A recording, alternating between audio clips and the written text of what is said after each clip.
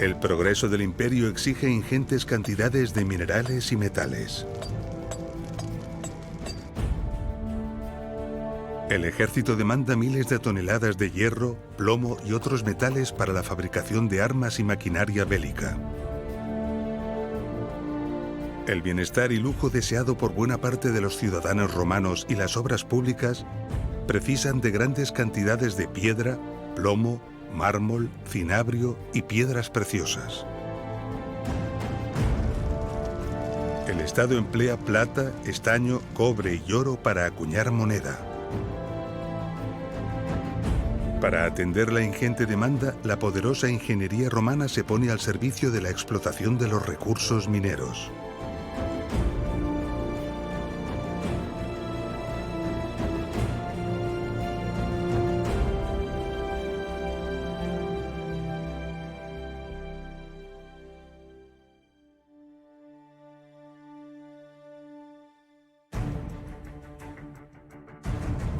Tenemos un gran desconocimiento de la minería antigua en general y de la romana en particular.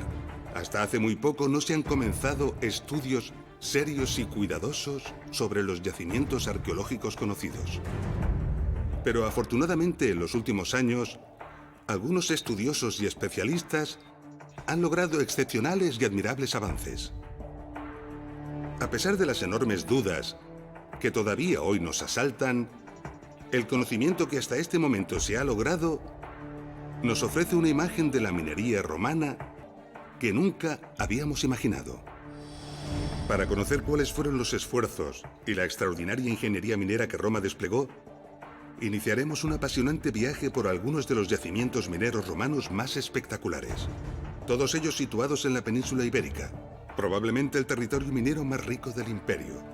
Comenzaremos por la mina de oro romana de Filiel, en el pequeño municipio de Lucillo, en la provincia de León, en el norte de España.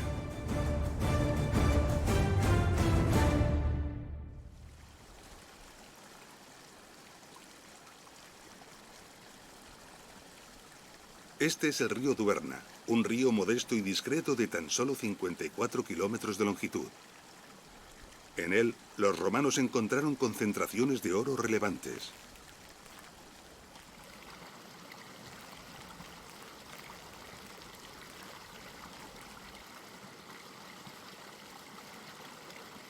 El oro se encuentra en los sedimentos del río en forma de partículas diminutas apenas visibles a simple vista.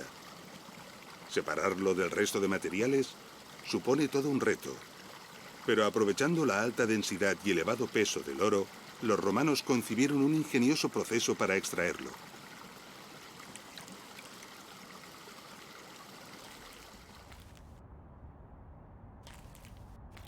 Y lo hicieron de una forma que podía ser fácilmente escalable, con el fin de industrializar el proceso y manejar muchas toneladas de material.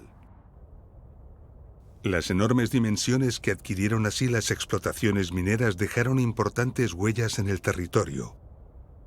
Estudiar estas huellas nos revela con bastante claridad cómo funcionaban estas explotaciones. Estos eran los grandes depósitos de sedimentos escogidos para arrebatarles el oro. Originalmente eran mucho mayores.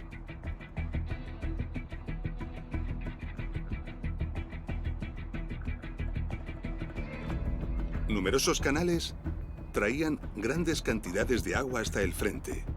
Podemos ver las huellas de las cárcavas excavadas por el agua.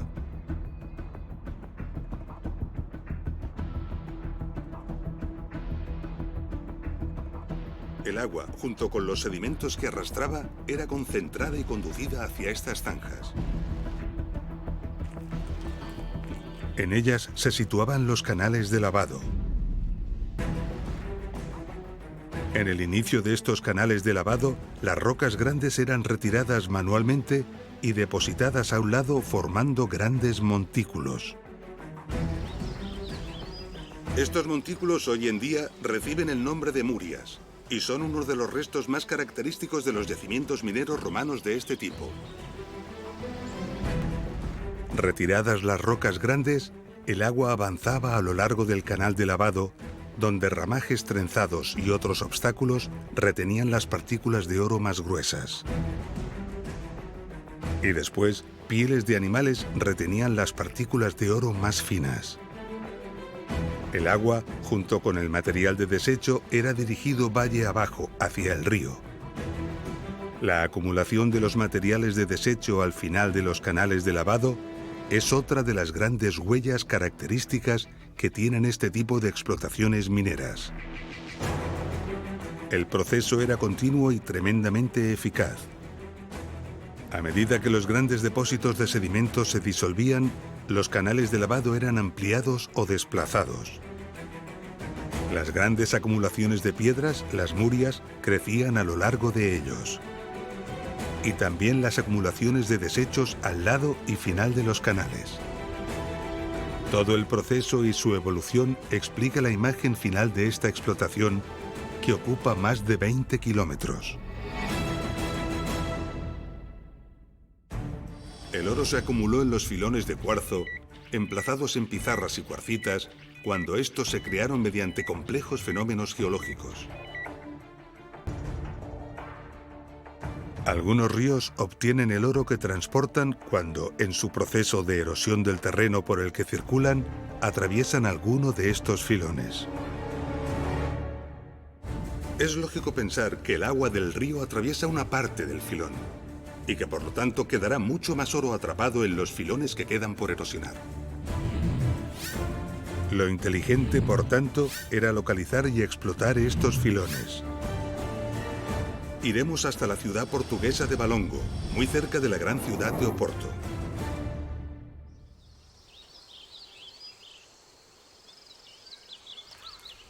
Nos encontramos en la Sierra de Pías, al sudeste de la ciudad de Valongo.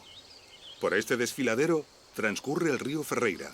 En él los romanos realizaron una cuidadosa prospección y encontraron más abajo una concentración de sedimentos ricos en oro.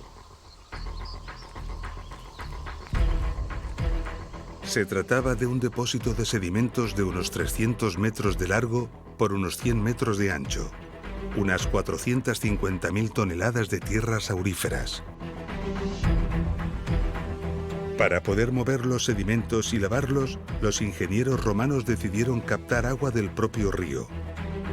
Para ello, calcularon la cota a la que necesitaban recibir el agua y trazaron una línea de canal que les llevó a varios kilómetros aguas arriba del emplazamiento de lavado. Buena parte de los restos del canal se conservan y se ven perfectamente desde aquí.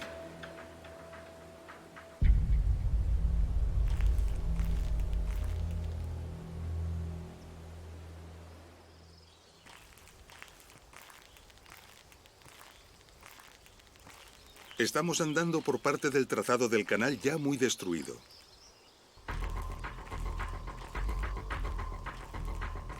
Durante su construcción, los obreros romanos atravesaron varios filones de cuarzo con alto contenido en oro.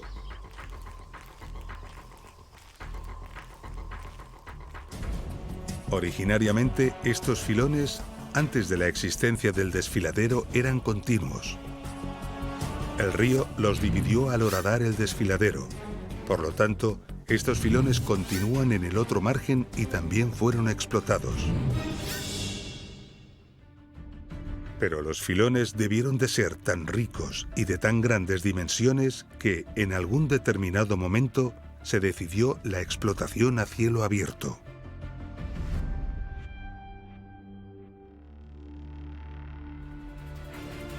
Se movieron así cantidades colosales de material. Las enormes oquedades que podemos ver en la montaña delatan la magnitud.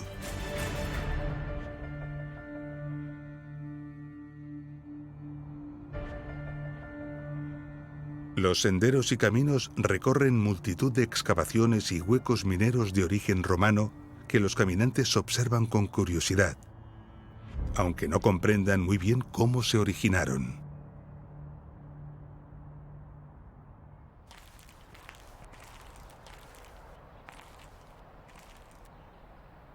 Hay una norma muy importante y bien conocida por quien hace senderismo aquí. Se recomienda encarecidamente no abandonar las sendas marcadas en ningún momento.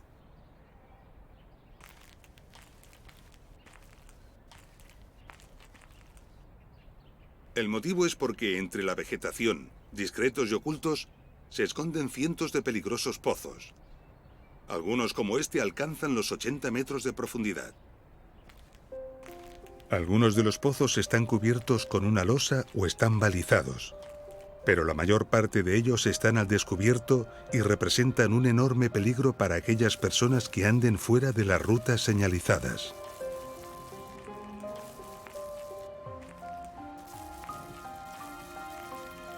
A los centenares de pozos hay que añadir multitud de galerías.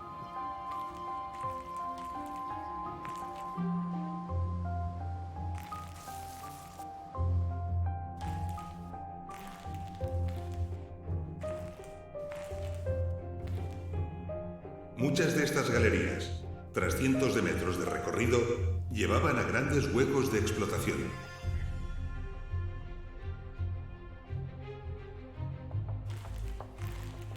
En ellos se aprecian los entalles que un día alojaron los andamios y las estructuras de madera que fue necesario construir para vaciar el interior de las montañas. Pozos y galerías están unidos en lo que, aunque parece un laberíntico entramado, está perfectamente organizado. Una red inmensa de muchos kilómetros que hoy en día está en investigación y exploración y de la que desconocemos aún cuáles son sus verdaderas dimensiones, ya que la mayoría de pozos y galerías están todavía por explorar. Esta investigación es una aventura apasionante que ya ha comenzado y que no sabemos cuándo acabará. Dado que con el tiempo muchas de las galerías de drenaje han quedado cegadas y han dejado de funcionar, a partir de cierta profundidad, los pozos y galerías se encuentran inundados, impidiéndonos conocer hasta qué profundidad llegan y hasta dónde se extienden. Para explorar esos pozos y galerías, deberemos algún día drenar las aguas, como ya hicieron los técnicos romanos hace casi 2000 años para poder construirlas.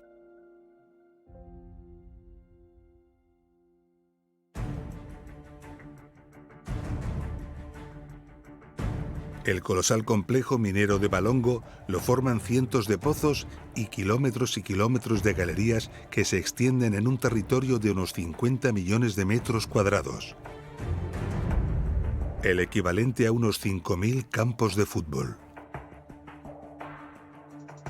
Sobrecoge pensar en el trabajo humano que debió ser invertido para perforar a mano los innumerables pozos y galerías y para arrancar y mover los millones de toneladas de material. Pero este material arrancado de la tierra no podía ser tratado de igual forma que los sedimentos de los ríos y requería diversos procesos adicionales antes de poder ser lavado, lo que suponía un gran esfuerzo añadido. Para conocer cuáles fueron estos procesos y esfuerzos, viajaremos a unos 100 kilómetros al noreste de Valongo hasta la pequeña parroquia de Tres Minas, en el municipio de Vilapouca de Aguiar.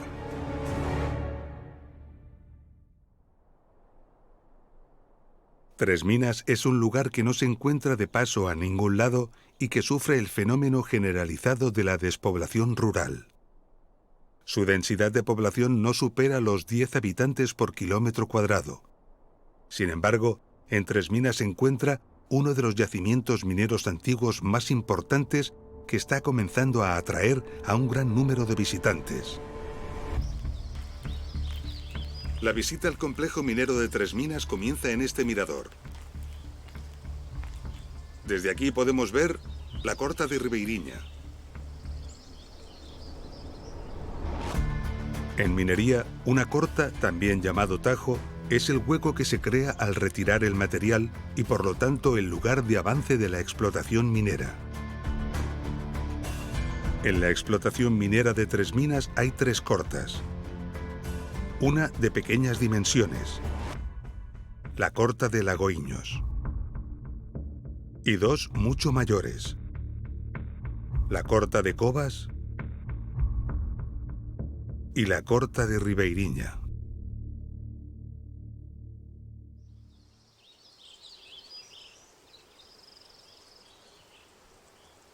Desde el interior de la Corta de Ribeiriña podemos hacernos una idea de la cantidad de material que de ella fue retirado. El estudio de los restos de canales de agua que llegan hasta lo alto de esta corta nos indica que grandes cantidades de agua fueron empleadas para el lavado y procesado de los materiales al comienzo de la explotación. Algunos estudiosos apuntan que el agua quizás también pudo emplearse para ayudar en el avance de los frentes de las cortas y ofrecen algunas teorías. Una de ellas propone que sobre fisuras naturales inteligentemente escogidas se colocarían cuñas de madera. Estas se mojarían de forma que, al hincharse la madera, aumentarían su volumen rompiendo la roca. Otra teoría indica que quizás pudieron hacerse grandes hogueras para que las rocas de la base adquirieran altas temperaturas para luego, en un momento determinado, provocar un choque térmico dejando caer sobre ellas grandes cantidades de agua, rompiendo así la roca y facilitando las labores de desmonte. Hay técnicos y estudiosos que no confían en estas teorías y opinan que el agua solo se utilizó para el lavado de los materiales, dejando el avance de la corta a otras técnicas de excavación manual. Y de esta forma la investigación sigue abierta. En cualquier caso, lo que es seguro es que grandes cantidades de agua se hicieron llegar hasta estas cortas a través de canalizaciones bien planificadas y construidas. De la misma manera, sabemos que fue preciso desalojar importantes cantidades de agua. Esto lo delatan varias galerías como esta, cuya evidente misión era evacuar el agua fuera de la corta y dirigirla hacia el valle. La forma curiosa de esta galería responde al avance de la explotación. A medida que la corta avanza en profundidad, se perfora una galería a una cota determinada para desalojar el agua. Cuando la profundidad de la corta se incrementa, se hace necesario adaptar la galería o incluso hacer una nueva. El resultado final ofrece la curiosa imagen que actualmente tiene esta galería.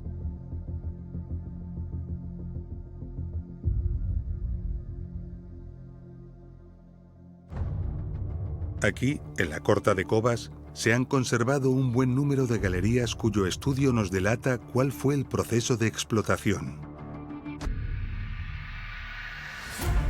Al inicio de la excavación, el material era extraído hacia el exterior.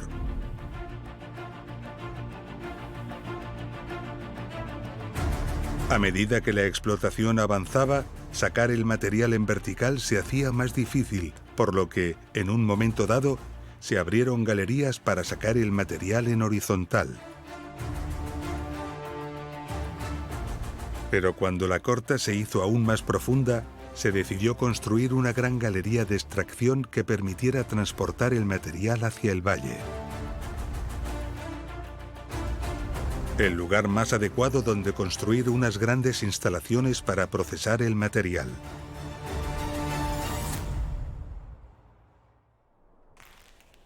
Esta es la galería que se construyó para transportar el material extraído desde la Corta de Cobas hasta el valle.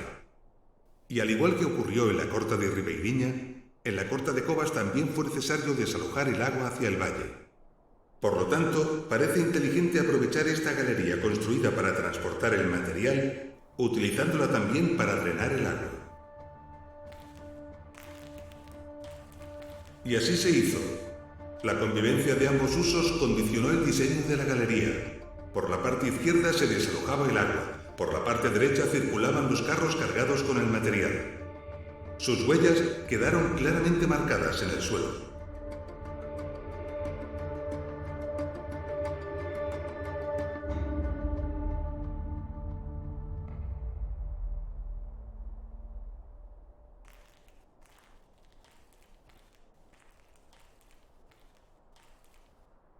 En este punto de la galería, probablemente para reforzarla, se construyó este pilar. Este pilar está realizado con grandes bloques de granito. Observémoslos con atención. Todos ellos tienen llamativos, equidistantes huecos en todas sus caras.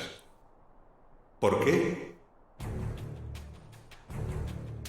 El material obtenido del desmonte de las minas era este: rocas de cuarzo y esquisto. El oro se encuentra escondido en ellas en pequeñas partículas prácticamente invisibles. Para poder extraerlas, es necesario convertir estas rocas en arena para luego poder lavar esa arena y hacer decantar el oro tal y como se hacía con los sedimentos fluviales. Para triturar estas rocas, los ingenieros romanos idearon ingeniosos y poderosos sistemas de molienda, muy probablemente movidos por energía hidráulica. La base de estos sistemas eran estas duras rocas de granito que, a pesar de su dureza, eran fuertemente desgastadas por la insistencia de los golpes y la terrible dureza de las rocas a triturar. Cuando el desgaste era ya muy grande, las piedras eran giradas para aprovechar las otras caras. De esta forma, las piedras de estos molinos, seguramente ya descartadas por el desgaste de todas sus caras, fueron empleadas para levantar este pilar. Muchos de estos bloques han sido aprovechados durante siglos por los lugareños como material de construcción, y podemos verlos hoy en día en numerosas casas, monumentos e iglesias de los pueblos cercanos. Las enormes cantidades de material extraído en Tres Minas obligaron a la construcción de grandes instalaciones de molienda, con toda seguridad movidas por la fuerza del agua, y también de grandes instalaciones de lavado, las mayores en la parte baja del valle. De esta forma, la necesidad de agua en Tres Minas fue enorme.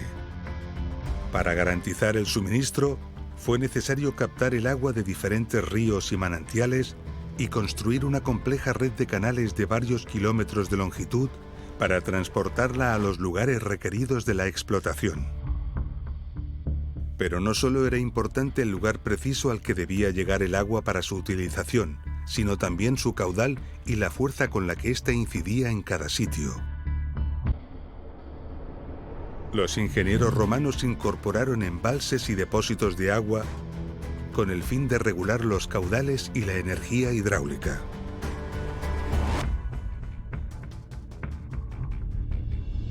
Como hemos visto, los esfuerzos para llevar grandes cantidades de agua hasta las minas fueron considerables, pero también fueron considerables los esfuerzos para extraer el agua fuera de ellas.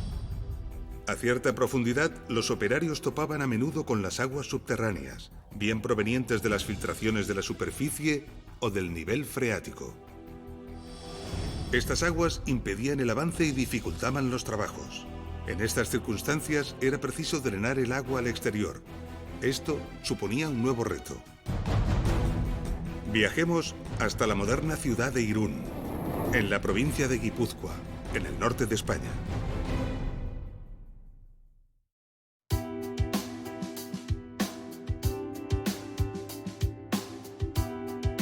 Irún es la mayor población de la bahía de Chingudi, el nombre con el que la gente del lugar llama al bello estuario del río Bidasoa. Irún tiene una privilegiada situación que la ha mantenido a lo largo de los siglos como un importantísimo nudo comercial y logístico.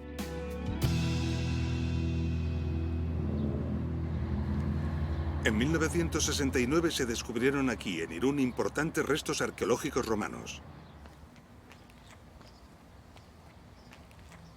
En 1992 aparecieron los restos del puerto romano.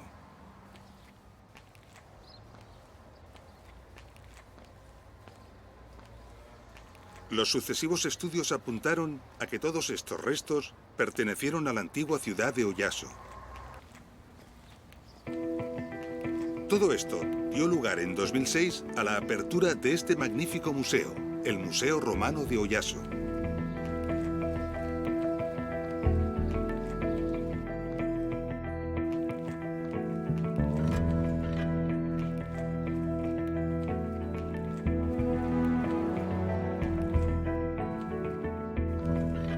Todo el territorio de Guipúzcoa, la provincia donde se encuentra Irún, ha tenido hasta hace muy poco una intensa actividad minera.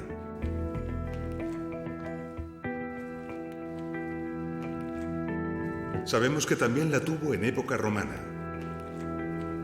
Sospechamos que las importantes instalaciones portuarias de Oyaso y el hecho de ser uno de los destinos de la calzada romana que provenía de Tarraco respondían a la importancia de este comercio minero.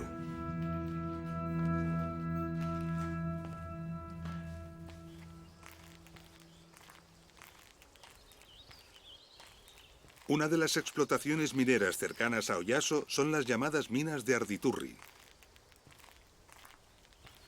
Se sospecha que este complejo minero comenzó a explotarse antes de los romanos y siguió explotándose en otras épocas, incluso en época contemporánea, ya que la explotación finalizó en 1984.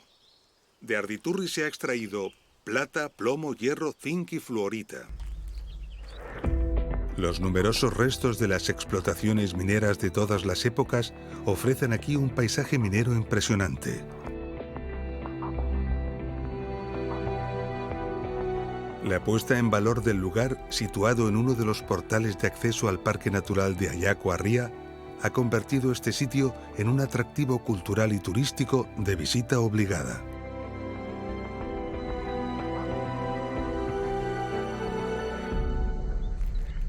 En Arditurri se han habilitado unos 800 metros de galerías para visita al público, permitiendo al visitante hacer un apasionante viaje en el tiempo.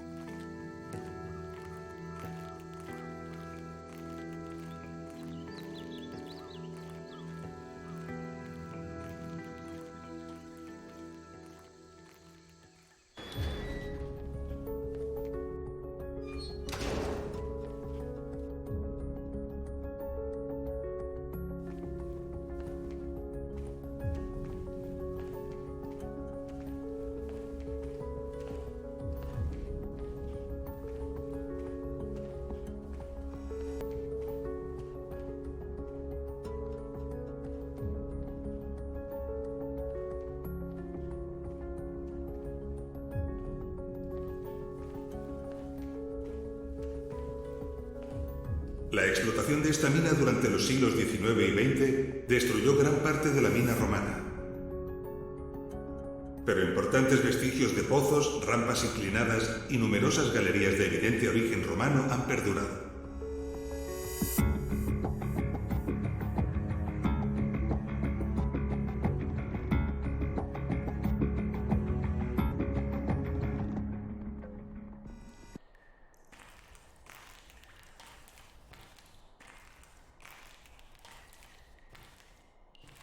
Estamos ahora en la parte romana de la mina de Arditurri. Y en esta zona podemos encontrar un elemento muy característico de algunas explotaciones romanas. Se trata de las cúpulas de torrefacción. Aquí podemos ver la curiosa forma cóncava de una de ellas.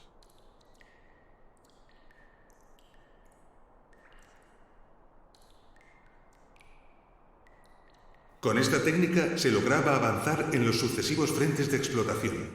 Y aquí tenemos un buen ejemplo con las características paredes lisas y restos de calcinación.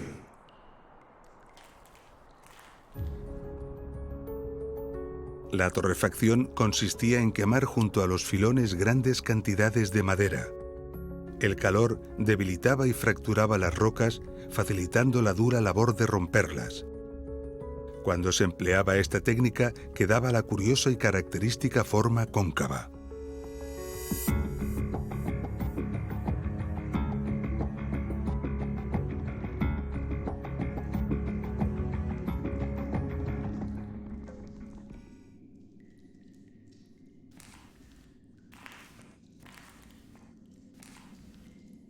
Esto es una galería de prospección. Las galerías de prospección se tallaban muy inclinadas para intentar localizar los filones, es decir, las vetas de mineral. Para salvar el desnivel, se tallaban escalones en la base.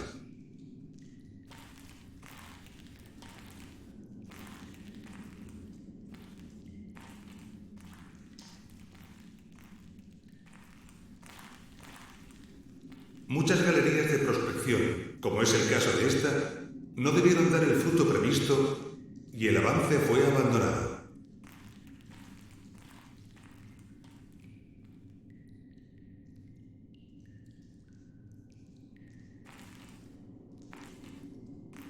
Pero muchas otras, como esta, alcanzaron filones de provecho. Cuando esto ocurría, los trabajos continuaban con la apertura de una nueva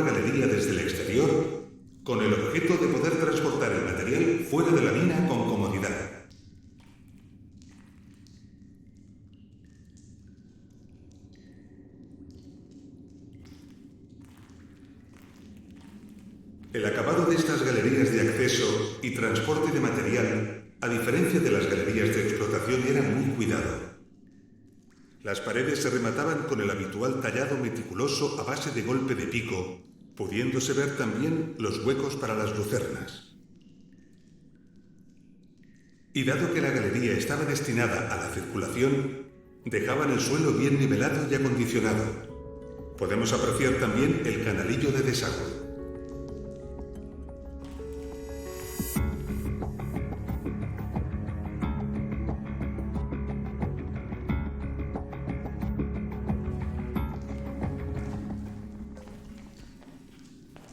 Estamos descendiendo a la parte visitable más profunda de la mina de Arditurri, a unos 15 metros por debajo de la galería principal de acceso.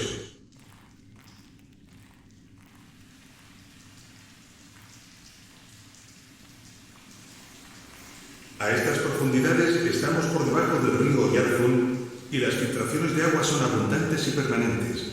Por lo tanto, estas galerías deberían estar inundadas. No encontrarlas inundadas sorprendió mucho a los ingenieros modernos, quienes buscaron la explicación a este misterio. Necesitaban saber qué extraño fenómeno hacía que el agua desapareciera.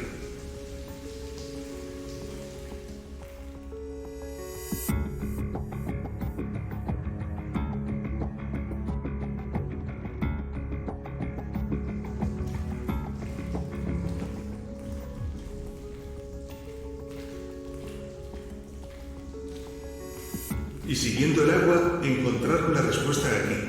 Una galería de drenaje que los romanos diseñaron y construyeron para evacuar el agua desde aquí a una cota inferior en el río.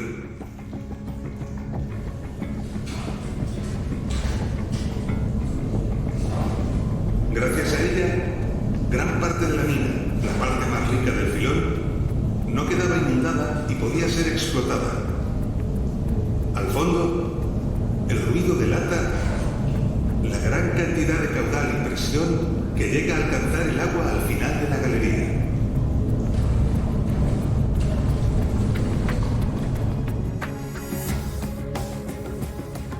Durante más de 2000 años y todavía hoy en día, esta galería de 425 metros de recorrido sigue drenando el agua y manteniendo buena parte de la mina sin inundar.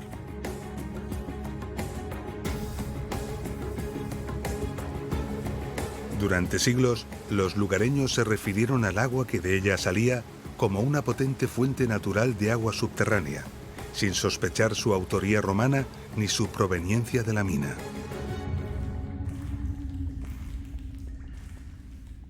Como hemos visto, gracias al funcionamiento de la galería de drenaje romana, parte de la mina de Arditurri no está inundada. Y evidentemente, todo lo que está por debajo de la cota de la galería sí que lo está.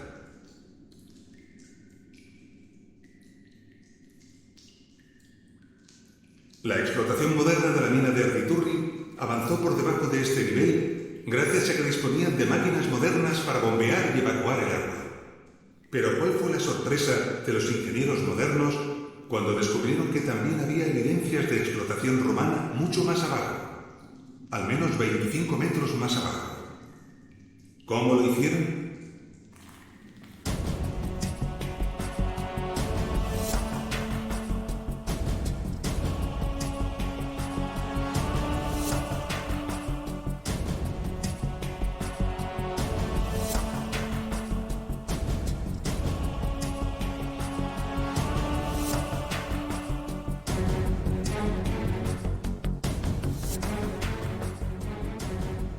¿Cómo pudieron los romanos explotar esa parte de la mina si estaba inundada?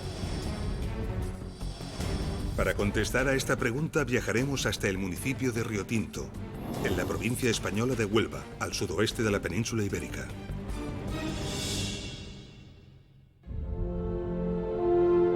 El municipio de Minas de Riotinto se encuentra en una zona geológica única e imponente. Su riqueza mineral ofrece una miríada de colores, generando un paisaje mágico que bien podría pasar por extraterrestre.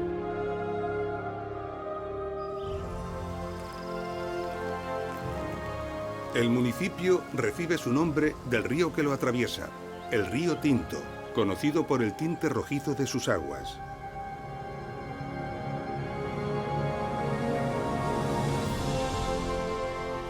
Su coloración tiene su origen en los minerales que disuelve al atravesar este insólito territorio. Este es el Museo Minero, uno de los puntos de visita del Parque Minero de Riotinto. En él, a través de una visita espectacular y obligada, el visitante puede recorrer los 5.000 años de historia que ha acumulado la minería de este lugar, desde la edad del cobre hasta nuestros días. En 1725 comenzó la explotación moderna de Riotinto. En el siglo XX, Riotinto llegó a tener 16.000 trabajadores y 149 locomotoras que transportaban el mineral al cercano puerto de Huelva para embarcarlo rumbo a Inglaterra. En junio de 1886, los trabajos modernos de explotación a cielo abierto toparon con una misteriosa y sofisticada rueda de madera enterrada.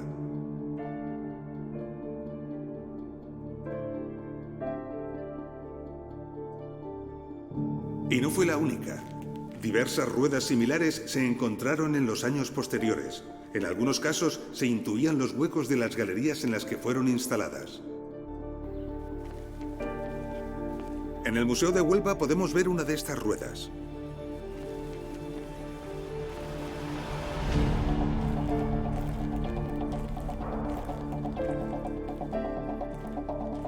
Se trata de un ejemplar que se ha conservado casi entero. Esta rueda está construida completamente de madera, con la excepción del eje, que es de bronce.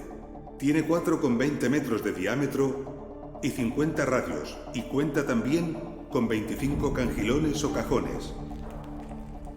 Los especialistas han quedado fascinados por la habilidad que sus constructores tuvieron para la selección de los distintos tipos de madera, la gran maestría en el corte y unión de las piezas y la cuidadosa numeración empleada para su ensamblado.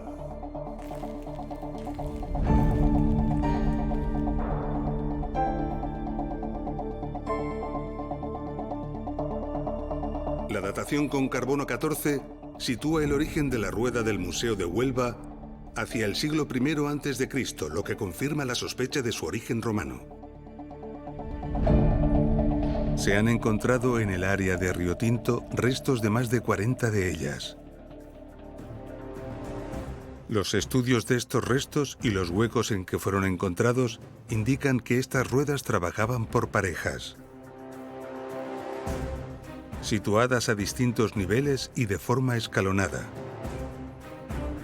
Todo apunta a que eran movidas por la fuerza humana y que sus cangilones elevaban el agua en las numerosas explotaciones que los romanos establecieron en Riotinto para obtener cobre y plata. Los estudios han logrado documentar con precisión algunas de las impresionantes cadenas de elevación que se construyeron con estas ruedas. Una de ellas elevaba el agua desde una cota situada a 81,5 metros de profundidad hasta la superficie mediante 22 pisos de pares de norias. Imaginemos las labores de ingeniería necesarias para abrir los huecos, montar las ruedas en su interior y hacerlas funcionar mediante la fuerza humana. Formidables e ingeniosos sistemas mecánicos que, sin duda, debieron estar en constante funcionamiento para garantizar que las minas no se inundaran. La noria o rueda de cangilones se empleó muy frecuentemente en minería. Se han encontrado ruedas de noria en las grandes minas de la mitad sur de la península ibérica, así como en las minas romanas de Rumanía y del país de Gales. Y sabemos que las norias no fueron la única solución. En las minas de galena argentífera en Santa Bárbara, en Posadas, provincia española de Córdoba, se descubrió una galería de 300 metros de largo y 30 grados de inclinación, equipada en un tramo con una batería escalonada de 4 tornillos de Arquímedes.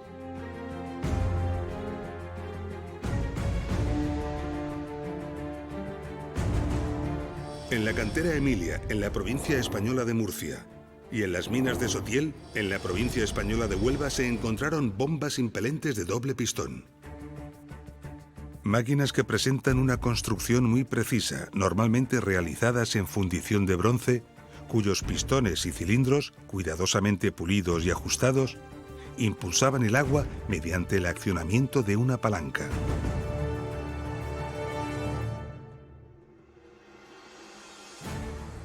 Y esta es sin duda la respuesta a la pregunta de cómo pudieron los romanos explotar la mina de Arditurri por debajo de la cota del canal de drenaje. Los ingenieros romanos debieron diseñar y construir uno o varios sistemas de achique de agua para poder avanzar bajo la cota de inundación. Como hemos visto, la planificación de los complejos mineros subterráneos supuso a los ingenieros romanos una tarea tremendamente compleja y difícil. Pero nos falta poner en consideración factores muy importantes que todavía no hemos visto. Para entender lo que estamos diciendo, iremos hasta el municipio de Arboleas, a unos 100 kilómetros de la ciudad española de Almería.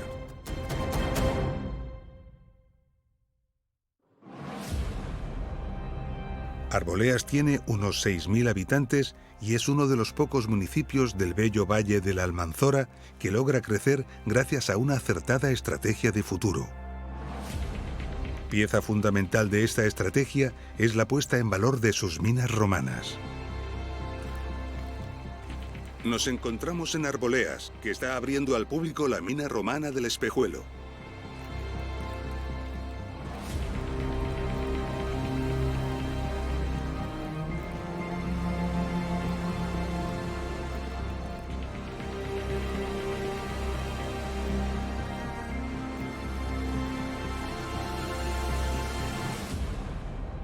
Aquí podemos observar lo que atrajo a los romanos a este lugar. Piedra selenita. Los romanos valoraban mucho estos grandes cristales de yeso. Los llamaban lapis specularis. Los empleaban principalmente para el cristal de las ventanas.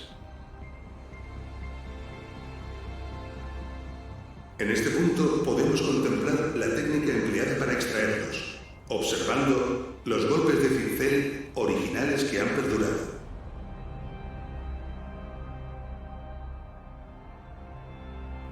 Los mineros rebajaban la roca que rodeaba los cristales con golpes de precisión, aumentando el número de estos golpes en los lugares clave.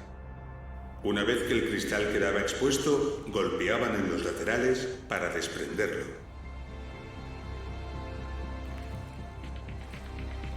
Los mineros romanos vaciaron estas minas sin apenas dejar cristal. Solo dejaron aquellos que ya no eran útiles porque, como se puede ver, tras ellos está la roca.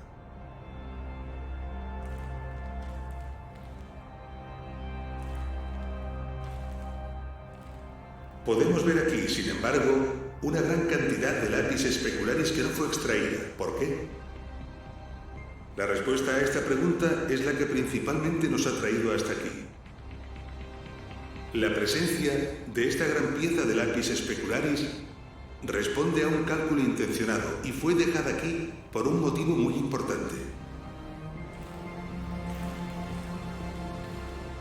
Esta pieza sostiene la bóveda de la cavidad.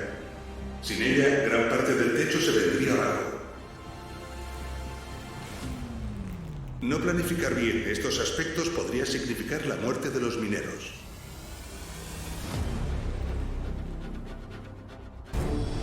Los yacimientos mineros hispanos de lapis specularis no solo eran los de mejor calidad, sino también los más ricos en producción.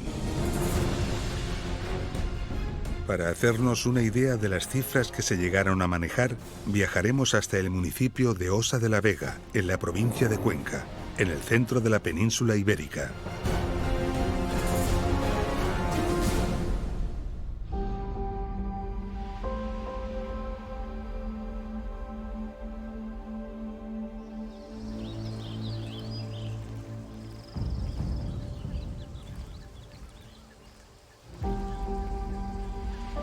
Aquí, en el término municipal de Osa de la Vega, se ha abierto al público la llamada Mina de la Condenada.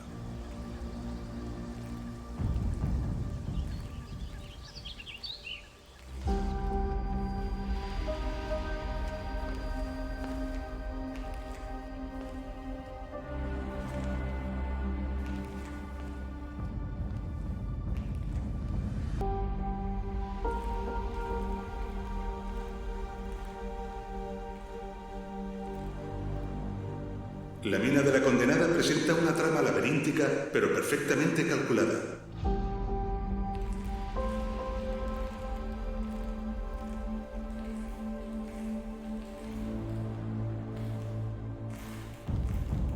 Hasta ahora se han descubierto 3 pisos o niveles de explotación, accesibles entre sí mediante pozos internos o escaleras talladas.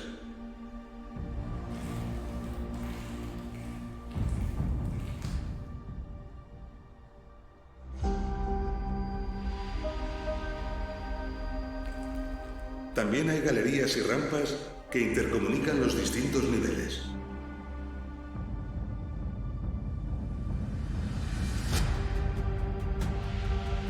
Los cristales extraídos de las minas se cortaban con serruchos en tamaños concretos y definidos para ser industrialmente comercializados. Por la naturaleza de los cristales, que se forman en estratos muy finos, podían ser fácilmente exfoliados en láminas de distintos grosores con hábiles golpes laterales.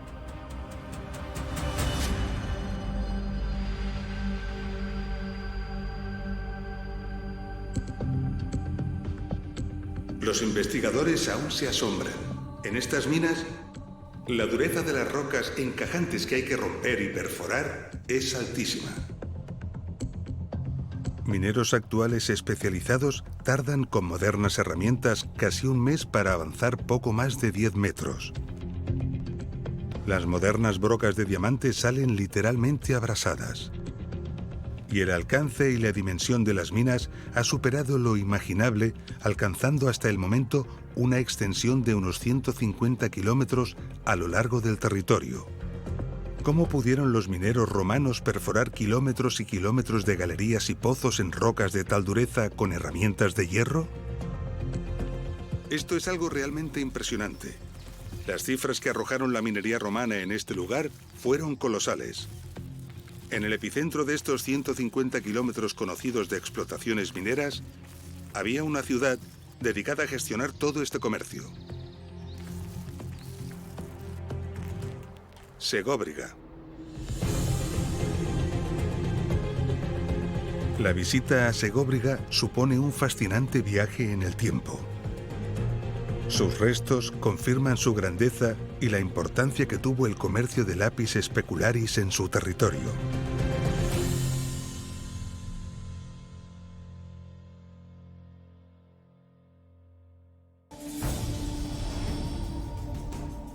Hace muy poco que hemos comenzado a estudiar la minería antigua y lo que hemos aprendido de la minería romana nos ha dejado tan sorprendidos como maravillados. Por el ingenio, por la tecnología desplegada, por los esfuerzos invertidos y por las dimensiones alcanzadas.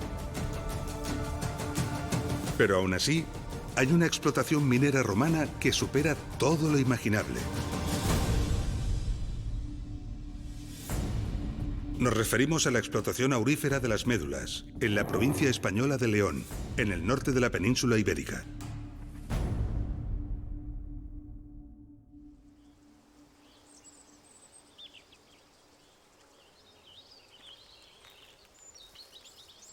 Si recordamos, en la mina de Filiel el río Duerna acumuló en una parte concreta de su recorrido sedimentos ricos en oro.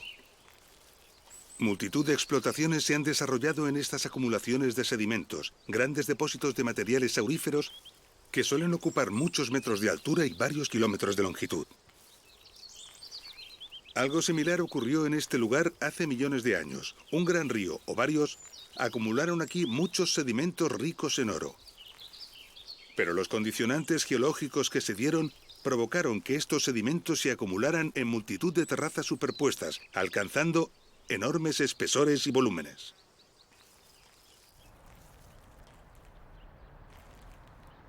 Cuando los romanos llegaron a este lugar se enfrentaron con esta imagen.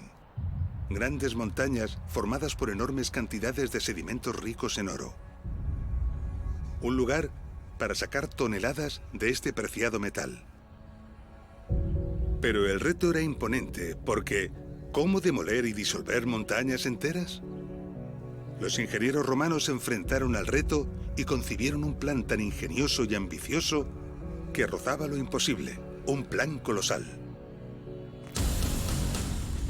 El plan consistía primero en deforestar la zona y después en desmoronar todas las montañas que contuvieran oro, comenzando por las más bajas del valle para avanzar después hacia las más altas. En lugares estratégicos se procedió a perforar las montañas creando una red interna de galerías. Esta red estaba cuidadosamente calculada con el objetivo de debilitar la montaña. Mientras se perforaba la red de galerías, se construyeron depósitos para acumular enormes cantidades de agua en sitios elevados. Para llenarlos, se localizaron potentes fuentes de agua en ríos y arroyos que debían estar a cotas más altas. Esto obligó a captar el agua a muchos kilómetros de distancia. Para ello, se calcularon y construyeron varios canales de largo recorrido. Finalizada la red de galerías, los depósitos se llenaban y vaciaban sucesivamente, liberando así una enorme cantidad de agua. El caudal y la alta velocidad dotaban al agua de una gran energía destructiva que acababa provocando una tremenda erosión y presión en el interior de la montaña. Todo estaba perfectamente calculado para que la montaña colapsara.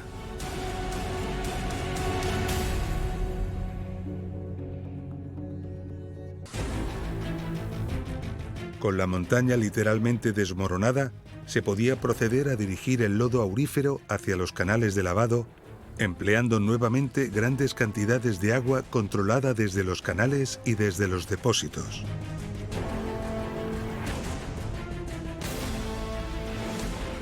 Una vez extraído el oro, los residuos se acumulaban en grandes zonas ocupando valles enteros, lo que dio lugar a la creación de un lago artificial. A continuación, se seguían derribando los sectores adyacentes empleando la misma técnica. Y agotadas las montañas de un mismo nivel, se continuaba con las montañas del siguiente nivel más arriba. Las cotas a las que debía llegar el agua eran cada vez más altas y para llevar el agua hasta ellas se requería de nuevas fuentes de agua, cada vez más distantes. Así, a medida que se avanzaba, la red de canales y las longitudes de estos crecían de forma considerable.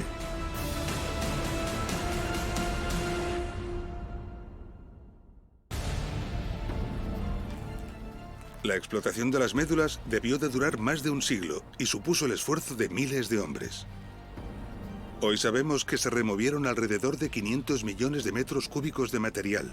Toda esta actividad cambió radicalmente el paisaje. Hoy en día, las médulas es una maravilla nombrada Patrimonio de la Humanidad.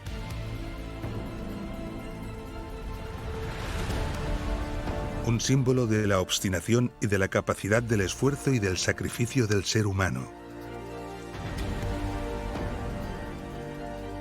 La visita a las galerías y oquedades que han perdurado sobrecoge. Pero es cuando se explica convenientemente, cuando se comprende la obra de ingeniería que fue necesaria y los colosales esfuerzos que fueron invertidos, cuando la fascinación y el asombro se convierten en admiración extrema y entendemos lo que se ve. La huella de los canales ha quedado registrada en el territorio. Gracias a ellas sabemos que algunas fuentes de agua se encontraban a más de 140 kilómetros. Que las pendientes de estos canales se mantienen constantes. Y que la longitud conjunta de todos los canales superó los 650 kilómetros. Las médulas es considerada la mayor explotación minera de la antigüedad. Pero al este de las médulas se encuentra un poderoso competidor. En el municipio de Villagatón, al sur de la localidad de Montealegre, los investigadores están excavando una espectacular galería minera romana de 140 metros de longitud y de cuidadoso acabado. Los estudios apuntan a que esta galería pertenece a un conjunto de explotaciones mineras situadas en la Sierra del Teleno. Un gigantesco complejo minero planificado en su conjunto, al que también pertenecería la explotación de Filiel. De confirmarse, podría superar al de las médulas en el material procesado y en el oro obtenido, superando de nuevo todo lo concebible y lo imaginable. Estamos al final de nuestro episodio. En él hemos comprendido la importancia que la minería tuvo para el comercio y la prosperidad del Imperio Romano. Hemos visto las colosales dimensiones que alcanzaron muchas de sus explotaciones mineras, los inmensos esfuerzos y la enorme cantidad de trabajo humano que en ellas se invirtió.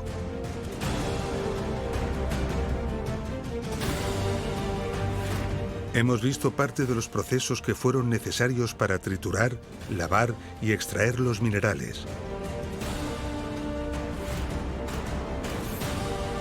Y las labores de ingeniería topográfica e hidráulica empleadas para planificar las explotaciones mineras, para llevar el agua hasta ellas y también para evacuarla.